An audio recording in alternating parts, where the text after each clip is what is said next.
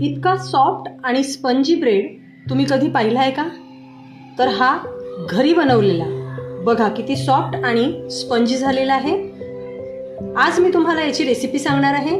नमस्कार, सिद्धवेद किचनमध्ये तुमचं स्वागत आहे. मी सुवर्णा महेश नेवे. घरच्या घरी लादीपाव कसे बनवायचे त्याची रेसिपी तुम्हाला सांगणार आहे. चला तर मग जाऊया सिद्धवेद किचनमध्ये. लादीपाव बनवण्यासाठी आपण सर्वात पहिले ईस्टला ॲक्टिवेट करून घेणार आहोत आणि ते ॲक्टिवेट करण्यासाठी मी इथे एक बाउल घेतलेला आहे. या बाउलमध्ये मी अर्धा कप दूध टाकणार आहे.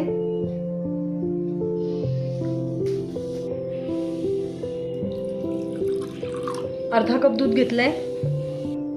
यात आपण 1 टेबलस्पून एवढी साखर टाकून घेणार आहोत. दुधामध्ये आपण साखर डिझॉल्व करून घेऊया. साखर आता पूर्णपणे डिझॉल्व झालेली आहे. साखर डिझॉल्व झाल्यानंतर आपण 1 टेबलस्पून एवढं ड्राय ॲक्टिव्ह ईस्ट टाकणार आहोत.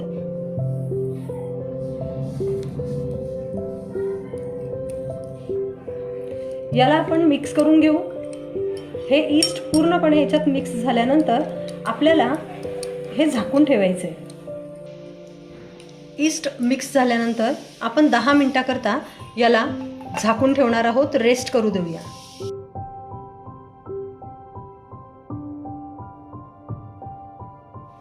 चला 10 मिनिटं झालेली आहे. आपण बघूया की ईस्ट ॲक्टिवेट झालंय की नाही. वाव, बघा आपलं ईस्ट किती छान ॲक्टिवेट झालंय. तुम्ही देखील ईस्ट जेव्हा ॲक्टिवेट करायला टाकणार त्यावेळेला बघा ते या पद्धतीनेच फुललेलं आहे की नाही. जर ते असंच फुललं असेल तरच त्याचा वापर करा. तर तुमचा जो ब्रेड आहे तो छान स्पंजी होईल. आणि जर ते नाही फुललं असेल तर तुम्ही त्याचा यूज करू नका, कारण तुमचा ब्रेड कितीही प्रयत्न केले तरी तो पाहिजे तसा स्पंजी होणार नाही. आता आपलं ईस्ट ॲक्टिवेट झालेलं आहे छान. आपण आता ब्रेडसाठी डो तयार करणार आहोत. त्यासाठी आपण घेऊया पुन्हा एक बाउल. या बाउलमध्ये आपण घेणार आहोत 2 कप मैदा. यात घालूया चवीपुरतं मीठ. यात टाकलेलं मीठ आपण पूर्णपणे छान मिक्स करून घेऊया, कारण मिठावरती जर आपण ॲक्टिवेट ईस्ट टाकलं तर ते ॲक्टिवेट राहणार नाही आणि आपला जो ब्रेड आहे तो छानसा फुलणार नाही. ॲक्टिव्ह केलेलं ईस्टचं जे मिश्रण आहे ते आपण आता या मैद्यामध्ये टाकून घेऊया.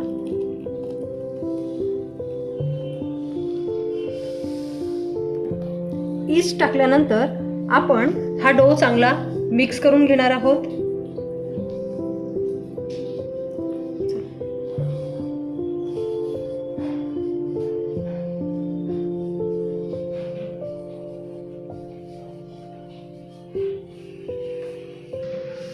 आपल्याला हा अगदी सॉफ्ट असा गोळा भिजवायचा आहे, त्यामुळे आपण गरजेनुसार थोडं पाणी यात ॲड करू शकतो.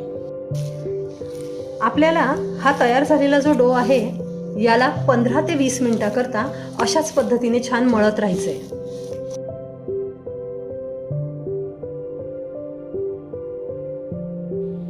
पंधरा मिनिटांपासून या गोळ्याला मी असं मळून घेतलेलं आहे.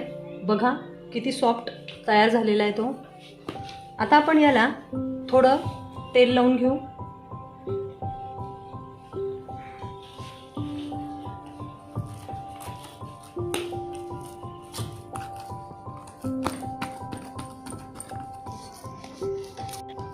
आपला हा डो रेडी झालाय की नाही यासाठी आपण विंडो पेन टेस्ट करूया.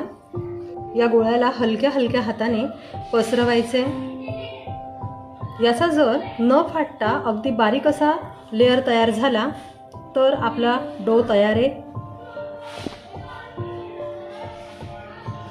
बघा किती छान लेअर तयार झालेला आहे बारीक. याचाच अर्थ आपला डो रेडी आहे. आता ह्या डोला आपण छान तेलाची कोटिंग करून घेऊया. सर्व बाजूने त्याला तेल लावायचे.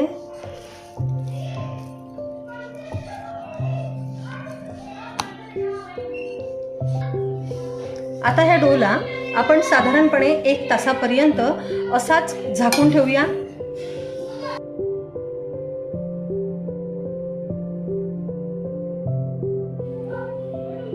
चला आपण बघूया आपला डो.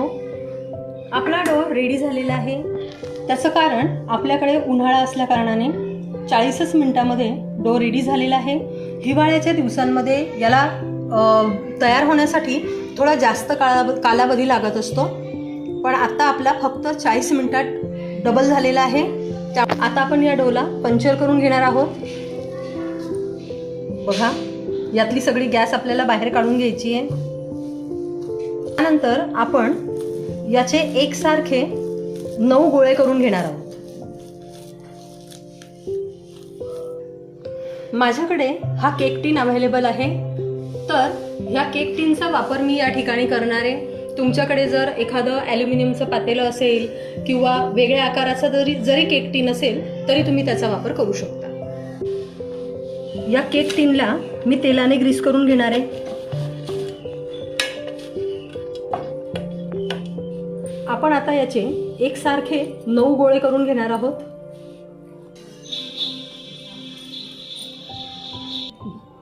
अशा पद्धतीने एक एक करून आपण गोळे बनवून घेऊ आणि ते यात सेट करूया. एकदम अशा पद्धतीने मी याचे एकसारखे गोळे करून घेतलेले. आता आपण याला झाकून ठेवूया. दुसऱ्या वेळेला आपण याला झाकून ठेवलेलं आहे आणि त्याला राईज होण्यासाठी साधारण 20 ते 25 मिनिटं आपण असंच झाकून ठेवणार आहोत.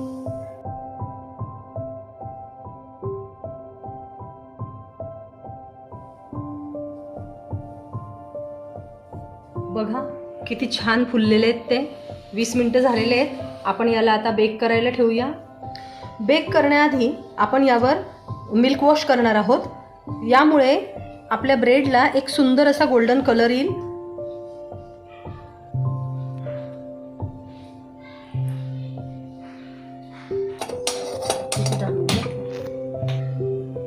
पाच ते 7 मिनिटाकरता आपण कढईला प्रीहीट करून घेऊया. आपली कढई छान गरम झालेली आहे, प्रीहीट झालेली आहे. त्यात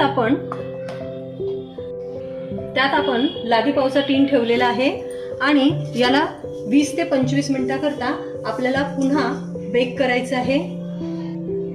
या पद्धतीने आपण याला कव्हर करून घेऊया.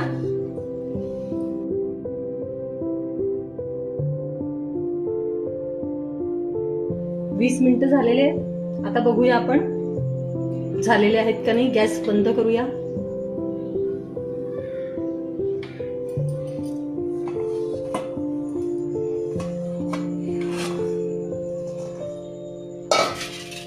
वाव, किती छान दिसतायत बघा.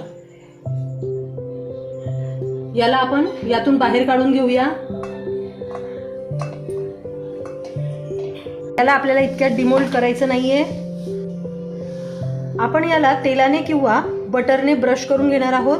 आपले पाव छान सॉफ्ट राहण्यासाठी आपल्याला हे करायचे.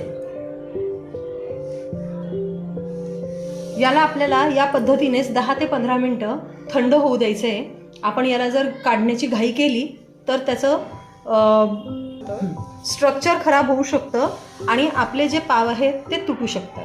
म्हणून आपण 10 ते 15 मिनिटं या ठिकाणी थांबूया, त्याला थंड होऊ देऊ. आता याला डिमोल्ड करून घेऊया. साईडने आपण थोडं त्याला काढून घेऊ.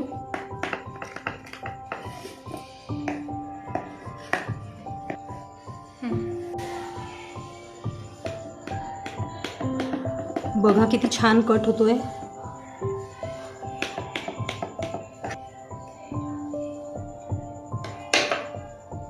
वाव, किती स्पंजी झालाय बघा.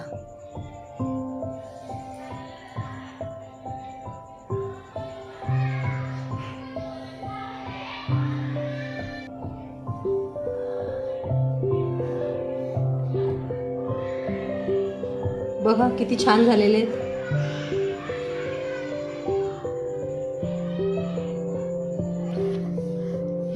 अशा पद्धतीने आपण पाव घरी बनवू शकतो. तुम्ही बघू शकता किती छान बनलेले आहेत ते. अशा पद्धतीने बनवलेले हे पाव जर तुम्हाला आवडले असतील तर माझ्या चॅनलला लाईक करा, शेअर करा, सबस्क्राईब करा आणि तुमचं भरभरून प्रेम असंच राहू द्या. आणि कमेंटमध्ये तुमच्या प्रतिक्रिया मला नक्कीच कळवा. धन्यवाद.